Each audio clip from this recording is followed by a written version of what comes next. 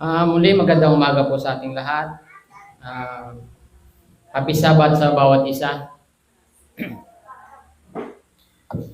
Maganda yung topic na binigay ni Brother Gerson, na dapat ang isang mananampalataya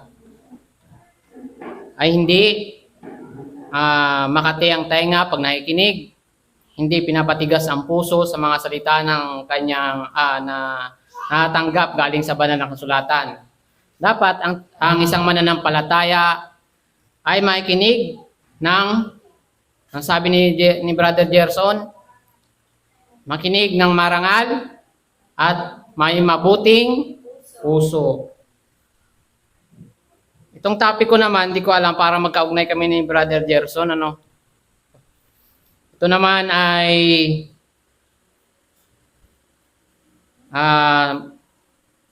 kaugnay sa pagiging disipulo o alagad.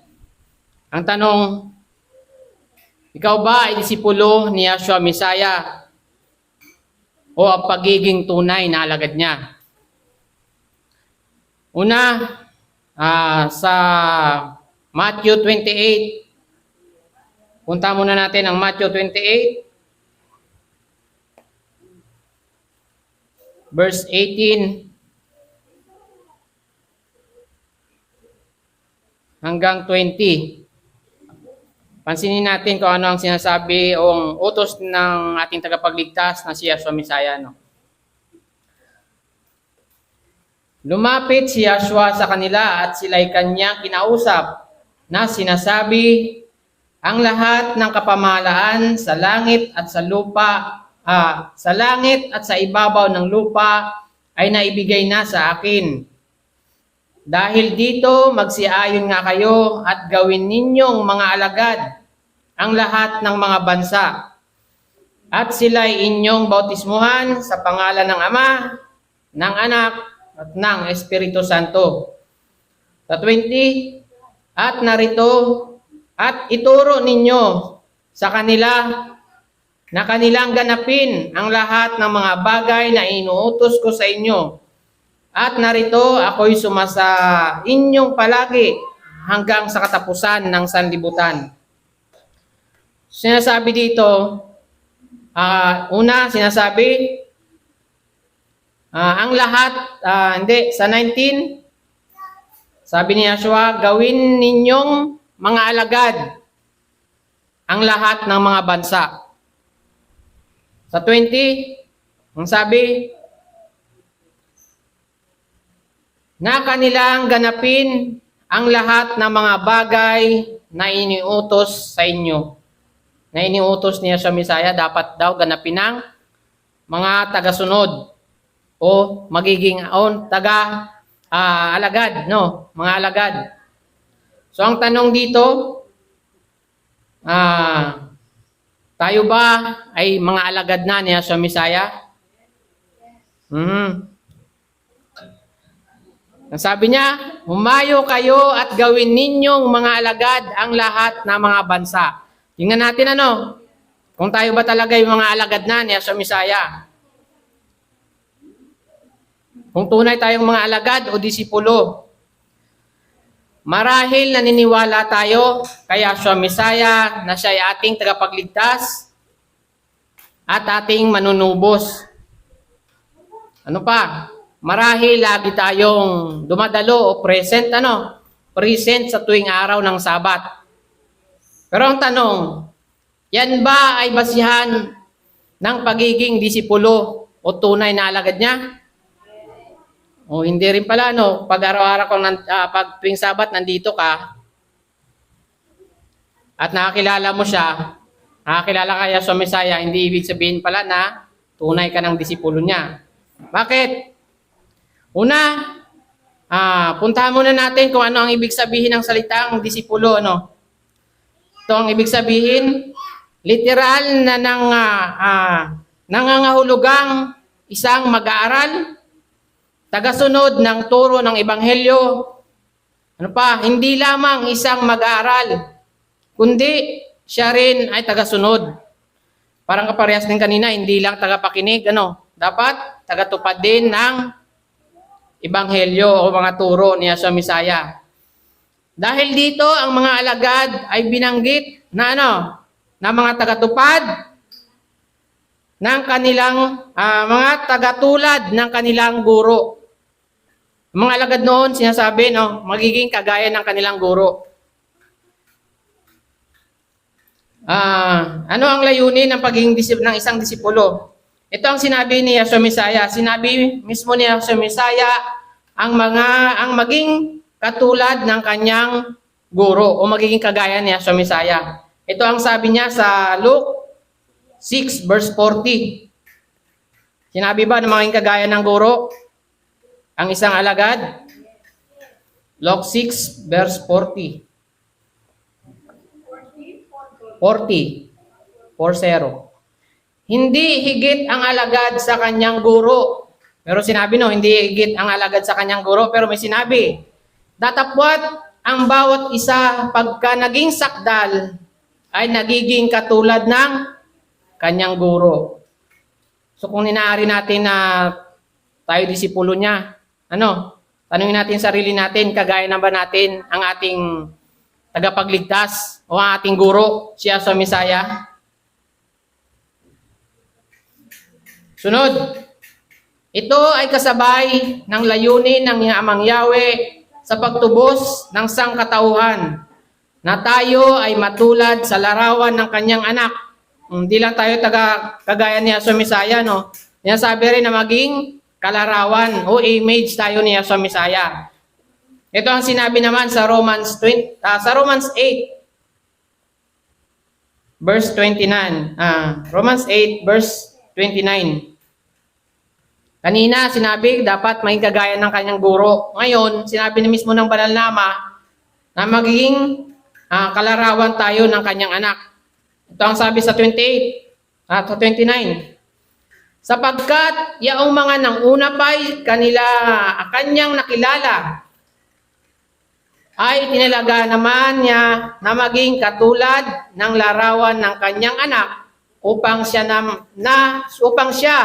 ang maging panganay sa maraming magkakapatid. Inuutusan tayo na maging kagaya din ni Yeshua Mesaya. Kaya kayo na ang magsagot sa tanong na yan, Kung naging kagaya na ba natin si Yeshua Mesaya? Naging kalarawan na o naging image. Ang ibig sabihin, ang karakter ba na sa Mesaya ay nasa alagad niya na. Kasi naari na tayong mga alagad, naari natin tayo alagad o disipulo niya sa Mesaya. At tanungin natin ang ating mga sarili. Naging image na ba niya sa Mesaya ang bawat isa? At ang karakter na dapat na magiging tayo na pinapagaya ng banal na Ama sa kanyang anak, nasa atin na ba? Tanong, sinisikap mo bang sundin si Yeshua Mesaya at magiging katulad niya? Kayo na po ang sasagot sa mga sarili niyo, Kung tayo ba talaga ay nagsisikap na magiging disipulo o alagad ni Yeshua Mesaya. Ito pa, binigyan tayo ni Yeshua Mesaya ng isang tanda o marka upang higit pang makilala ang isang tunay na disipulo. Binigyan ni tayo ni Yeshua Mesaya para makilala natin. Kaya masundan natin ang pagiging disipulo o pagiging alagad. Ang mga tanda ng isang disipulo, una, nananatili sa salita ni Yeshua Mesaya.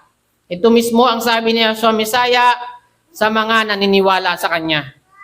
Sa John 8, verse 31. Ito ang sabi. Sinabi nga ni Yeshua sa mga Hudyong yaon na nagsisimpalataya sa kanya. Ibig sabihin, naniniwala sa kanya, May pananampalataya sa kanya. Kung magsisipanatili ka sa aking salita, kung kayo'y magsisipanatili sa aking salita, at magkagayoy tunay kayong mga alagad ko. Ito mismo ang sinabi ni Yeshua Mesaya. Pag nanatili tayo sa kanyang salita at hindi sa salita ng ibang tao, magiging alagad niya tayo. Nakikita ba sa atin? O sa ibang tao tayo nakikinig?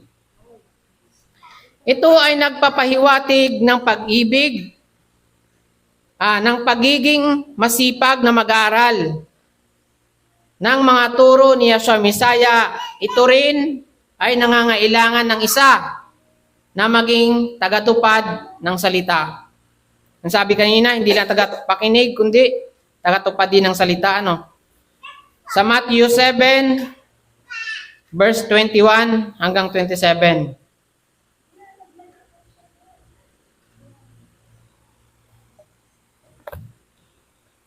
Sabi, hindi ang bawat nagsisabi sa akin, Elohim, Elohim, ay papasok sa kaharian ng langit, kundi ang gumaganap ng kalooban ng aking Ama na nasa langit. Ibig sabihin, gumaganap, ginagawa, o isinasabuhay ng bawat disipulo niya. Sa 22, marami ang magsasabi sa akin sa araw na yaon. Ito ang masakit. Elohim, Elohim, hindi baga nagsisipanghula kami sa iyong pangalan? At sa pangalan mo'y nangagpalayas kami ng mga demonyo? At sa pangalan mo'y nagsigawa kami ng maraming gawang makapangyarihan? Ang tanong ko po dito sa verse na ito, 22, ito ba ay mananampalataya o hindi? Mananampalataya rin sapagkat sa pangalan sila nagsisigawa ng mabuti. Ang pangalan ng banal na Ama ni Yeshua Messiah ang kanilang ipinapangaral. Mananampalataya din ito dahil mismo ang pangalan ng kanilang sinasabi. Sa pangalan, nagpapalaya sila ng demonyo. Sa pangalan, nagsisigawa sila ng maraming gawang makapangyarihan. Ibig sabihin, may paniniwala sila. Pero ano sabi sa kanila ni Yeshua Messiah? Sa 23, at kung maggagayoy, ipahayag ko sa kanila, kailan may hindi ko kayo nakikilala. Bakit? Bakit hindi sila nakikilala ni Yeshua Messiah? Patuloy. Magsilayo kayo sa akin, kayong manggagawa ng katampalasanan. Masakit po, di ba? Huwag natin sabihin na manakikilala tayo, mananampalataya, tagapakinig tayo. Pero kung patuloy tayong gumagawa ng kasalanan o iniquity, ang sabi sa English, hindi tayo makikilala ni Yeshua Messiah. Kahit gaano ka pa katagal sa pananampalataya, kahit simula pagkabata pa, ginugol mo na yung buhay mo sa pananampalataya, pero pag hindi ka umuiwas sa mga gawang makasanlibutan, gawang makasalanan, isusuka tayo ni Yeshua Messiah. Kahit gaano pa tayo katagal na mananampalataya,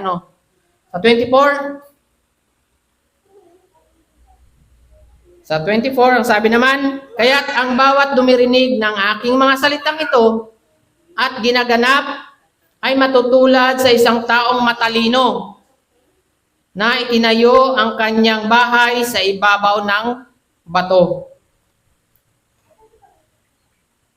At lumagpak ang ulan at bumaha at umihip ang mga hangin at hinampas ang bahay na yaon at hindi nabagsak sapagkat natatayo sa ibabaw ng bato. Ito ang tunay na alagad, mga kapatid.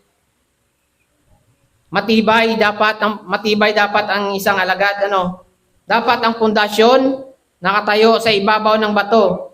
Ibig sabihin, ang mga naririnig, ang mga nababasa ay isinasabuhay. Ginagawa hindi natitinag kahit anumang sinasabing bagyo dito, pagsubok, Pagsubok ang dumating sa buhay, hindi matitinag. Pero sa atin, hindi pa tayo nakakaranas ng mga matinding pagsubok, salita pa lang, bagsak na, Doon na tayo nababagsak. Anong mangyayari sa mga ganong tao? Ito ang sabi sa 26. Ang bawat dumirinig ng aking mga salitang ito at hindi ginaganap ay matutulad sa isang taong mangmang na itinayo ang kanyang bahay sa buhanginan. Sa 27, at umihi at lumagpak ang ulan at bumaha at umihip ang mga hangin at hinampas ang bahay na yaon at nabagsak at kakilakilabot ang kanyang pagbagsak. Ito ang sinasabi na hindi lang dapat tayo tagapakinig, kundi tagapagsaliksik din tayo ng kasulatan at ina-apply sa araw-araw na pamumuhay. Ano, makikita sa bawat isa ang kanyang natutunan. Dito natin mararanasan pag dumating ang mga kapighatian, mga pagsubok sa buhay. Dito natin makikita kung sino ang tunay. No, ang hindi mababagsak o hindi nabubuwal. Ano pa, mga katangyan? Nang dapat ay magiging ang tunay na katangian ng pagiging alagad o disipulo. Sunod. Meron pa pala sa James 1. Punta muna natin ang James 1. Ito pa sinabi ni 1:21 hanggang 25.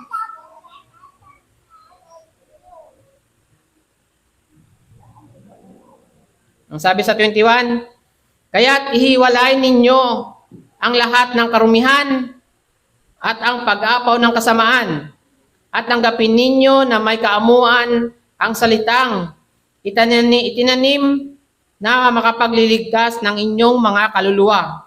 22, datapwat maging tagatupad kayo ng salita at huwag takapakinig lamang na inyong dinadaya ang inyong sarili.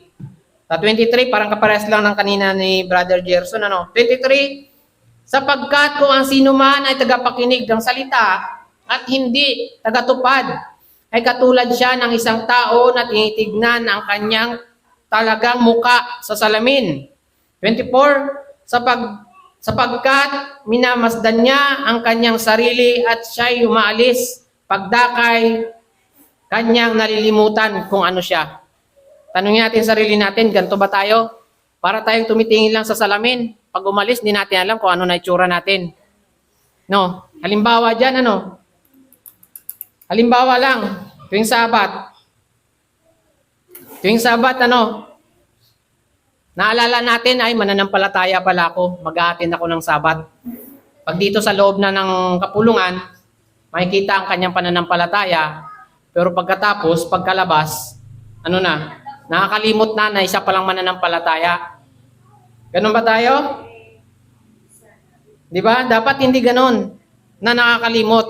Ang sinasabi na hindi tagapakinig na nakakalimot, kundi tagapakinig na gumaganap at ginagawa, ina-apply sa sarili ang bawat napapakinggan. Sa 25, ngunit ang nagsisiyasat ng sakdal na kautusan na ang kautusan ng kalayaan at nananatiling gayon na hindi tagapakinig na lumilimot, kundi kundi tagapagtupad na gumagawa, ay pagpapalain na ang taong ito sa kanyang ginagawa. Parang inulit lang na hindi dapat tagapakinig lang, kundi tagatupad. Sunod, ano pa? Ang disipulo dapat o ang alagad ay tunay ang pag-ibig sa mga kapwa-tao, lalo-lalo sa kapatid sa pananampalataya. Ito ang sabi ni Yeshua sa kanyang mga tagasunod sa John 13, 34 hanggang 35. Sabi, isang bagong utos ang sa inyo'y ibibigay ko, na kayo'y magkibigan sa isa't isa, na kung paanong iniibig ko kayo, ay magkibigan naman kayo sa isa't isa. Sa 35, sa ganito'y mga kikilala ng lahat ng mga tao na kayo ay aking mga alagad, kung kayo'y may pag-ibig sa isa't isa. Ito naman, naalala ko yung sermon ni Brother Hayasin nung last Saturday, na hindi lang dapat pagmamahal, kundi pag-ibig dapat. Kaya tanong natin, meron ba tayong tunay na pag-ibig? Yun ang kulang sa atin, Kasi maganti lang tayo ng konti, makakarinig tayo ng konting against sa atin. Diba? Gumaganti rin tayo. Kaya hindi natin sasabihin na tunay ang ating pag-ibig. Sapagkat ang tunay na pag-ibig, mapagpahinuhod. Di ba? Hindi gumaganti. Ano pa?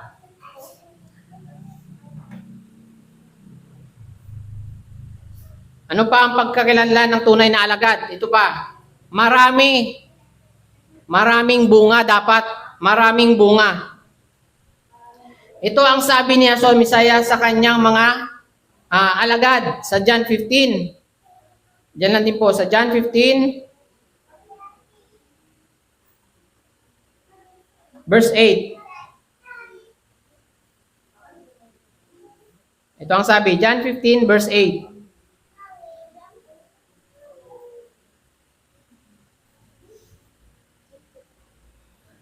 Sa ganito'y lumuluwalhati ang aking Ama na kayo'y magsipagbunga ng marami at gayon kayo'y magiging aking mga alagad. Tanong ko sa inyo ulit, tayo ba'y nagbubunga ng marami? Hindi pa, no? Hindi ibig sabihin dito, ang mga anak ng marami, magbunga ng mabuting bunga. O nakahikayat sa iba.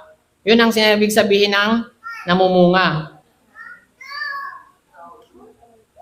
Magbubunga ba tayo ng marami o nagkakaroon tayo ng hindi, kaaway ng marami? Ito pa ang sabi sa 5. Taas lang natin sa 5. Ako ang puno ng ubas, ang sabi ni Yahshua. Kayo ang mga sanga, ang nananatili sa akin at ako'y sa kanya, ay siyang nagbubunga ng marami. So kung wala ka, hiwalay ka kay Yahshua Messiah, tumigil ka sa pananampalataya, talagang hindi ka magbubunga. Ano ang sabi ni Yahshua? Sapagkat kung kayo'y hiwalay sa akin, ay wala kayong magagawa.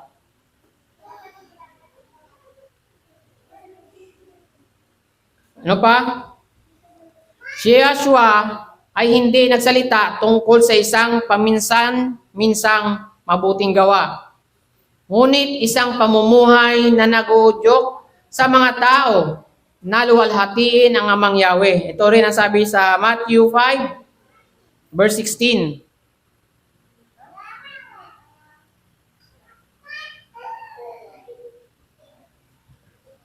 Lumiwanag na gayon ang inyong ilaw sa harap ng mga tao upang makita nila ang inyong mabubuting gawa at kanilang luwalhatiin ang inyong Ama na nasa langit. Lumiwanag na ba ang mga mananampalataya sa iba? O parang lumiwanag na ba ang ating pananampalataya? O kabaliktaran ang nakikita ng iba? Kabaliktaran po, di ba? Dapat na lumiwanag. At dapat makakahikaya tayo, iba baliktad. Dapat hindi ganun. Ito pa ang sabi sa 1 Peter 2 verse 12. Na kayo'y magkaroon ng kimtimang ugali. Honest ang sabi sa English. Sa mga bagay na ipinagsasalita nila laban sa inyong tulad sa nagsisigawa ng masama. Dahil sa inyong mabubuting gawa na kanilang nakikita, ay purihin nila ang Yahweh sa araw na pagdalaw. Dapat ito makita sa atin, mabubuting gawa dapat ang makita sa isang mananampalataya o sa isang alagad. Para luwalhatiin din na nakakita na tunay ang ating pananampalataya. Luwalhatiin nila ang banal na Ama. Ngunit, may babala naman si Yahshua Messiah sa mga hindi nagbubunga. Ang pagkabigong magbunga ng marami ay magre-resulta sa pagkakahiwalay kay Yahshua Messiah. Ito ang sabi sa John 15.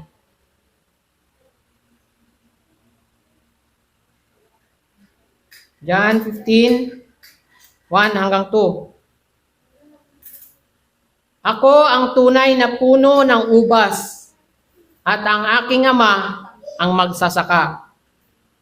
Sa verse 2, ang bawat sanga na sa akin ay hindi nagbubunga. Ano sabi? ay inaalis niya. Sino ang nag-alis? Ang Amang Yahweh. At ang bawat sanga na nagbubunga ay nililinis niya upang lalong magbunga. Ito ang masaklap, ano? Ang bawat sanga na hindi nagbubunga, inaalis mismo ng Amang Yahweh. Hindi ang tao. Ngayon, tungo tayo sa halaga ng pagiging disipulo o ang mga gawain ng isang disipulo. Dapat, unahin muna siya sa Misaya. Siya sa Misaya dapat mauna. Ito ang sabi sa Luke 14:25 hanggang 26. 14:25 and 26. Nagsisama nga sa kanya ang lubhang maraming tao na siya'y lumingon at sa kanila'y sinabi, kung ang sino mang tao'y pumaparito sa akin at hindi napupuot sa kanyang sariling ama, ina, asawang babae, mga anak, mga kapatid na lalaki, mga kapatid na babae, o pati na sa kanyang sariling buhay man, ay hindi siya maaring maging alagad ko. Ibig sabihin, kung pinapahalagan mo pa to, pati yung sarili, kaysa kaya Yahshua Misaya, hindi ka karapat-dapat sa kanya. Hindi ka mahiging kanyang alagad. Ano pa?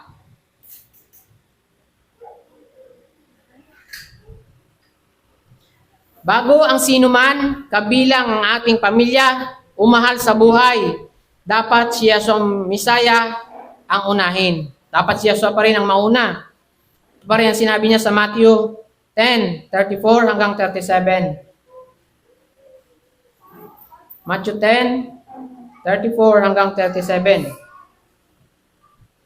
Huwag ninyong isipin ako'y naparito upang magdala ng kapayapaan sa lupa. Hindi ako naparito upang magdala ng kapayapaan, kundi tabak. Sapagkat ako'y naparito upang papagalitin ang lalaki laban sa kanyang ama, at ang anak na babae laban sa kanyang ina, at ang manugang na babae laban sa kanyang biyanang babae. 36.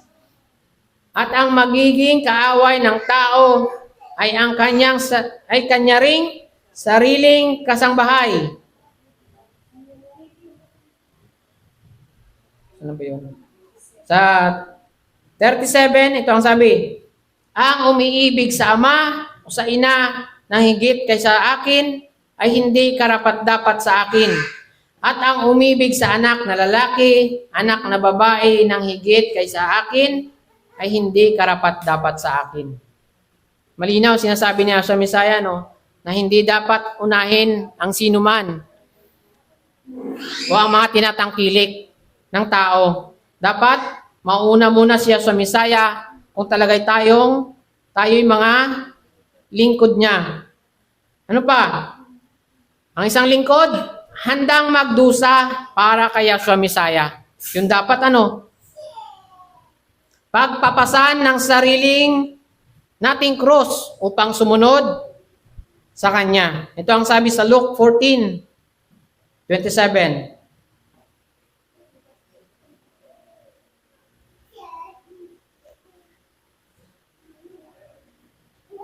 Luke 14:27. Sino mang hindi nagdadala ng kanyang sariling krus at sumunod sa akin ay hindi maaaring maging alagad ko. Ito ang sabi niya sa Misaya, no? Pag sumusunod ka lang sa kanya, ngunit ayaw mo ng pagsubok, kahit nakakilala ka pa, mananampalataya ka, hindi ka pa rin karapat-dapat sa kanya. Ito pa ang sabi, bago ang sarili, dapat si Yahshua muna. Utos pa rin po ito, no? Ang sabi sa Luke pa rin, Luke 9:23 hanggang 24. Yan pa rin po sa Luke 9:23 hanggang 24. At sinabi niya sa lahat, kung ang sinumang tao ay ibig sumunod sa akin, ay tumanggi sa kanyang sarili at pasanin sa araw-araw ang kanyang krus at sumunod sa akin. 24. Sapagkat ang sinumang mag-ibig iligtas ang kanyang buhay ay mawawala nito. Tatapot sinumang mawala ng kanyang buhay dahil sa akin ay maliligtas nito. Talagang sinasabi dito na dapat, bago ang lahat, siya sa Misaya muna. Diyan natin makikita ang tunay na alagad o tunay na disipulo. Sunod, ang pamumuhay ng isang mananampalataya sa sanlibutan ito, maaring masumpungan natin na ang pagsunod kay Yahshua Misaya kuminsan ay nagsasangkot ng pangungutya. Tama po, di ba? Pagsunod sa pananampalataya kay Yahshua Misaya ay kukutyain tayo. Ano pa? At pag-uusig. Ito ang sabi sa 2 Timothy 3 verse 12.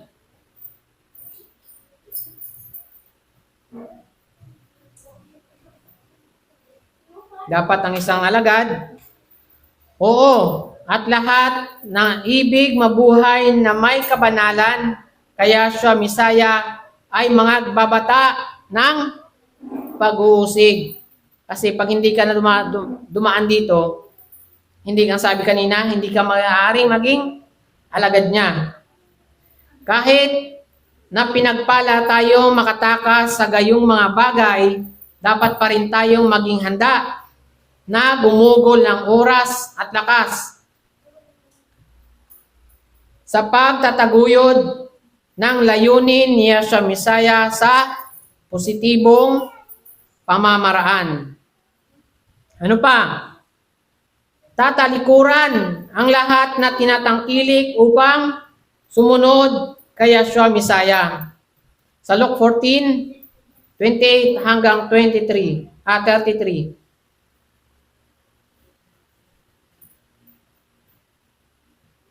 28 hanggang 33. Ito ang sabi. Sapagkat alin sa inyo ang kung ibig magtayo ng isang muog, ay hindi muna upo at tatayahin ang halagang magugol kung mayroong may pagtatapos. Baka kung may ilagay na niya ang patibayan at hindi matapos ang lahat ng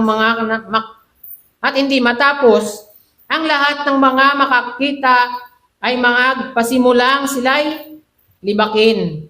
Nangyayari ito, nasabihin, nagpasimula ang taong ito na magtayo at hindi na kayang tapusin. Sa 31, o aling hari na kung sasalubong sa pakikidigma sa ibang hari ay hindi muna upo sa sangguni kung makaharap siya ng may 10,000 sa dumarating laban sa kanya na may 20,000. O kung hindi, samantalang malayo pa ang isa, ay magsusugo siya ng isang sugo at hihilingin ang mga kailangan sa pagkakasundo. Sa 33, kaya nga, sino man sa inyo na hindi humanggi sa lahat niyang tinatangkilik ay hindi maaaring maging alagad ko. Sabi niya sa Misaya mismo. Sinasabi na ang pagtatangkilik pa rin, pag inuuna pa rin ang sarili o ang bagay na makasalibutan, ay hindi magiging kanyang tunay na alagad. Sa madaling salita, siya sa Misaya dapat hari at Elohim ng buhay natin. Walang anumang bagay ang maaaring mauna sa kanya at sa kanyang kalooban para sa atin. Ano naman ang naging reward reward ng isang tunay na disipulo o tunay na alagad niya sa Misaya? Una, may pagpapala sa kinabukasan.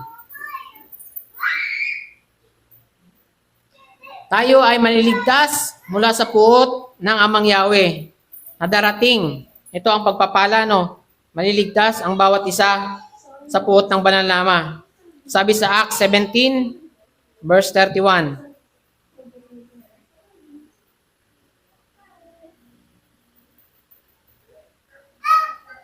Sapagkat siya'y nagtakda ng isang araw na kanyang ipaghukom sa sanlibutan ayon sa katwiran, sa pamamagitan ng lalaking kanyang itinalaga, na ito'y pinatunayan niya sa lahat ng mga tao nang siya'y buhayin niyang mag-uli sa mga patay. Ito ang puot na sinasabi ng Amang Yahweh, no, na hindi tatanggapin ng sumusunod sa Kanya ang paghukom o hindi ka nahukuman. Pag ika'y tunay na disipulo o tapat na alagad ni Yeshua Messiah. Ito pa ang sabi sa Romans 5 verse 9.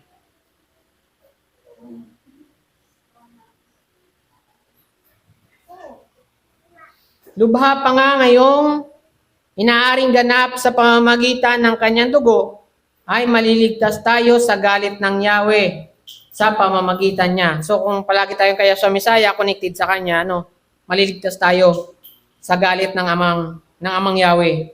Ano pa? Makakaasa tayo ng may masayang pag-asam, nang walang hanggang kasama ang Yahweh,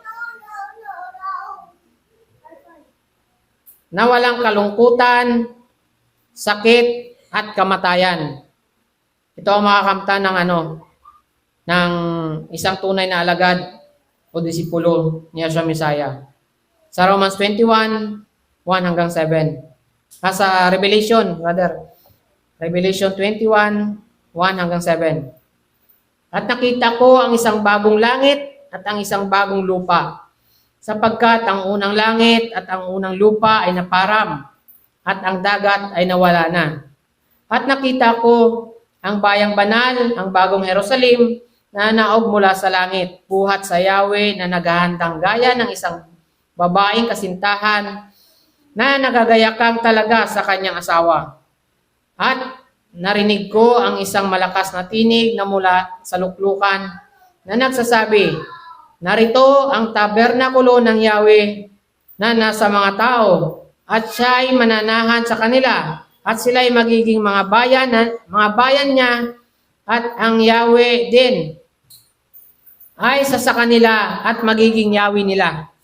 Sa 4, at papahirin niya ang bawat luha sa kanilang mga mata, at hindi na magkakaroon ng kamatayan, hindi na magkakaroon pa ng dalamhati, o ng panambitan man, o ng hirap pa man, o ang bagay ng una ay naparam na.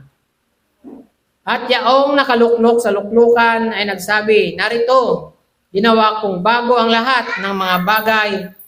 At sinabi niya, isulat mo sapagkat ang mga salitang ito ay tapat at tunay. Sa 6, at sinabi niya sa akin, nagawa na. Ako ang Alpha at ang Omega, ang pasimula at ang wakas. Ang nauuhaw ay aking painuming walang bayad sa bukal ng tubig ng buhay. Sa 7, ang magtagumpay ay magmamana ng mga bagay na ito, at ako'y magiging Yahweh niya, at siya'y magiging anak ko. Ito ang sabi pag tayo maging tunay na alagad at tunay na disipulo niya. Ariin tayong mga anak ng banal na Ama. Ano pa ang sabi? Kasalukuyang pagpapala. Ito ang reward sa mga tunay na disipulo o tunay na alagad niya. Si Yeshua ay nag-aalok ng kapayapaang hindi kayang ibigay ng sanlibutan para pakalmahin ang nababagabag na puso. Ito ang sabi niya sa John 14, verse 27.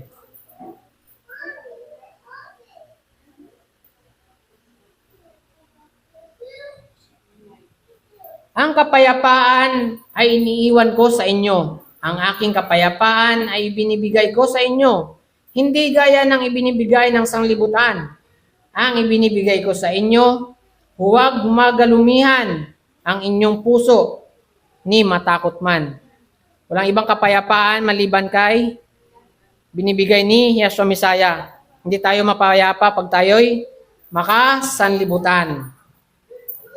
Ang kanyang salita ay nagbibigay ng kagalakan upang maingatan ang ating isip mula sa anumang kabalisahan. Diyan pa rin po sa John 15 verse 11. Ang mga bagay na ito ay sinilita ko sa inyo upang ang aking kagalakan ay mapasa inyo at upang ang inyong kagalakan ay malubos. Ano pa? Inaalok niya sa mga sumusunod sa kanya ang nananatiling pag-ibig ng Amang Yahweh na nagpapalayas ng takot. Sa John 15 pa rin po, verse 9 lang. Sabi, kung paanong iniibig ko ang Ama, paanong iniibig ako ng Ama, ay gayon din naman, iibigin ko kayo, magsipanatili kayo sa aking pag-ibig. Pag-ibig pa rin, ano? Kung wala tayo kasi pag-ibig, hindi tayo magiging tunay na alagad niya. Sa 1 John, punta ito sa 1 John 4, verse 18. 1 John 4, verse 18.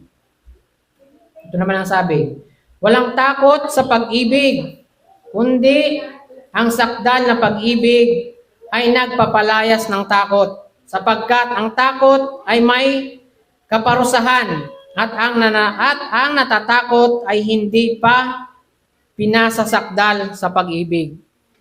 Kailangan talaga meron tayong pag-ibig, tunay na pag-ibig, sapagkat hindi tayo matatakot sa anumang pagsubok na darating. Kapag wala tayong pag-ibig, sabi dito, hindi pa pinasasakdal. Kailangan makumpleto po Ano pa? Ginagawa niya ang posible para sa atin na maging membro ng pamilya ng Amang Yahweh. Ito ang sabi sa Mark 10, 28 hanggang 30.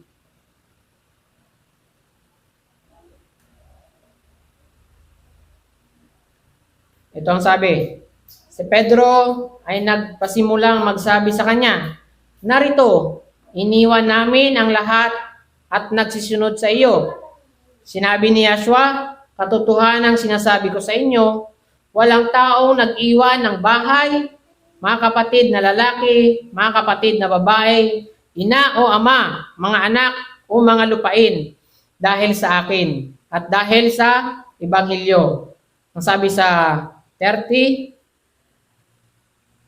hindi siya tatanggap ng tig 100 ngayon sa panahong ito ng mga bahay, kapatid na lalaki, kapatid na babae, mga ina, mga anak, mga lupa, kalakip ng mga pag-uusig at sa sanlibutang darating ay nang walang hanggang buhay. Di ba? Ito ang makakamtan ng isang tunay na alagad o taga-o, disipulo ni Yeshua Messiah, ang walang hanggang buhay.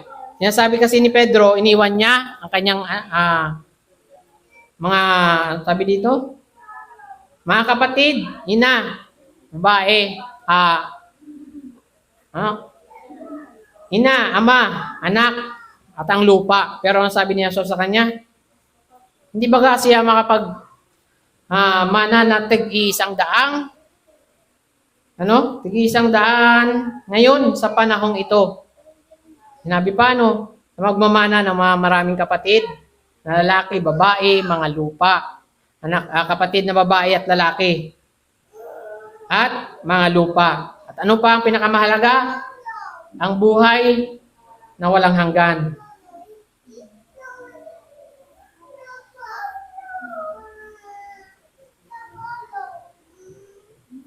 So maraming iba pang mga pagpapala na maaari nating banggitin na tinatamasa ng mga disipulo ni Yeshua Messiah Ngunit ang mga ito ay sapat na upang ipakita ang pagiging tunay na disipulo, na ang gantimpala ay higit pa sa halaga. Di po ba? Ang gantimpala ng tunay na disipulo ay higit pa sa anumang halaga. At ang mga tunay na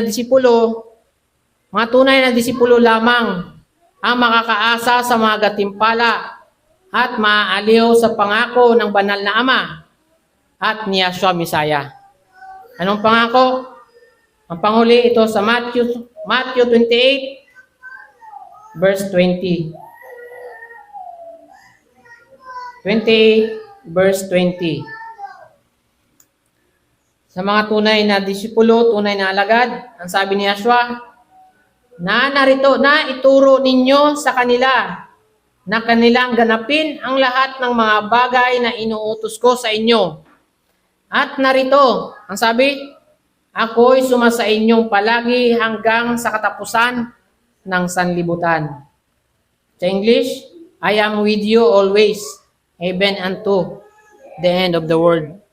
So kung kasama mo siya sa Messiah, tatanggap ka ba ng pangako ng Banal na Ama?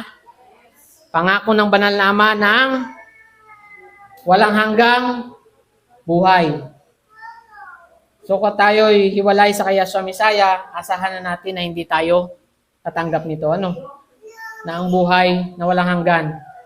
Kapag tayo hiwalay kaya sa Messiah, talagang hindi niya tayo sasama sa katapusan na ating buhay. Parang ang 3 Hebreo lang, naalala ko Sabi niya, iligtas man kami, o hindi, ng Amang Yahweh, hindi kami luluhod sa iyo. So ano nangyayari? Hanggang sa dulo ng kanilang buhay, kasama nila siya sa Messiah. Yan ang mga tunay na alagad. Di po ba? Kaya tayo, dapat natin sikapin na maging tunay na alagad. Hindi pa man sa ngayon, sapagkat ang bawat isa ay nag-aaral pa.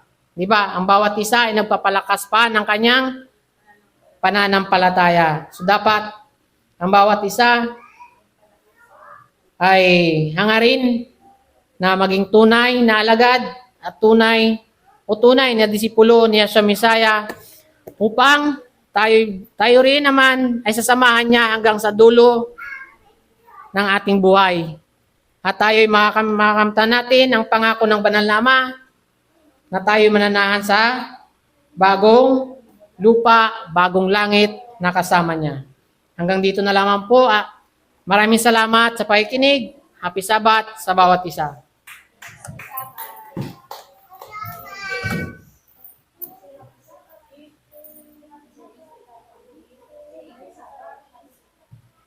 Mga kapatid, tayo po tumayo para sa ating